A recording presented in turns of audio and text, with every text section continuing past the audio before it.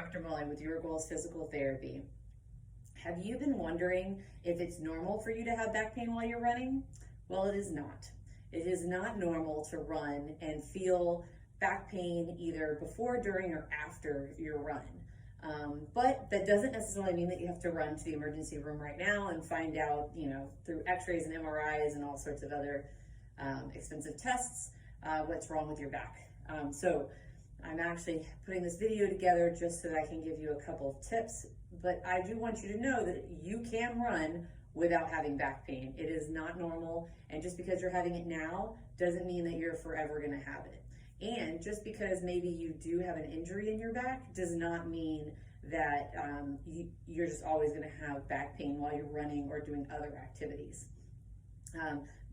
Actually, if you scanned most of America, we all have some form of back injury, and a lot of us are walking around with no pain. So that I just wanted to start with that. But truly, running is a big pastime for a lot of people, and I'm hearing more and more that people have just resolved to the fact that while they run, they're going to have back pain, and that actually makes me a little sad on the side because it's not true. You do not have to run with back pain.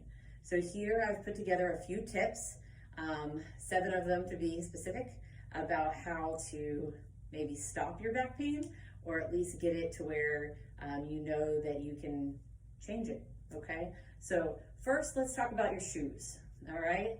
I've done a little bit on this before, but running shoes have a life expectancy, and that life expectancy is 500 miles. That's what most of the research shows. That's what the manufacturers are aiming for, is that they have designed the cushion inside their shoe to last about 500 miles. So if you have, basically just figure out how many miles a week that you're running, and to kind of do the math on that, on how soon. There are some runners who have to exchange their shoes less than 6 months. Less than 6 months. They don't even get 6 months use out of them. So yes, those shoes still look new. So maybe instead of running with them, they walk around in the mall with them. Okay, I mean, you don't have to throw them away, but if you're trying to prevent injuries, you really do want to make sure that your tool for your sport is being kept up with. The other thing to consider is what you're running on. So even when you buy your shoes, there are shoes that, if you're more of a trail runner, there are trail running shoes, and so making sure that that's appropriate as well is also important for lots of reasons. But just knowing, like, if you're going to run on cement, you probably need a little bit more cushion, right? You need to make sure that that shoe is a little bit softer for you when you're making contact. So maybe running on a treadmill doesn't bother you, but running on cement does. So maybe you need to just look at your shoes. So first one, what shoe, right? Make sure that your shoe is at the correct, correct wear, right? So you don't have them for 3 years. And then the other one is, like, pay attention to what you're running on, because some things may be easier for you to run on or less painful for you to run on than other things. The other thing is about your training program. So a couple of them. Some people just get up and then they go run, right? So you wake up and you run, or you come home from work and you just run. Our bodies need a little bit more of a warm-up, right? So just like we put on headphones to get our mind right, we're going to get into our exercise mode. You may need to do, you should do a warm-up, and then when you get done with your run, you need to do a cool down.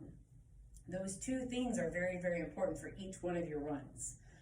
You want to make sure that your body is getting warmed up to get to doing that much work, and then that it's cooling off so that you don't go just sit somewhere and have all your muscles kind of freeze up on you.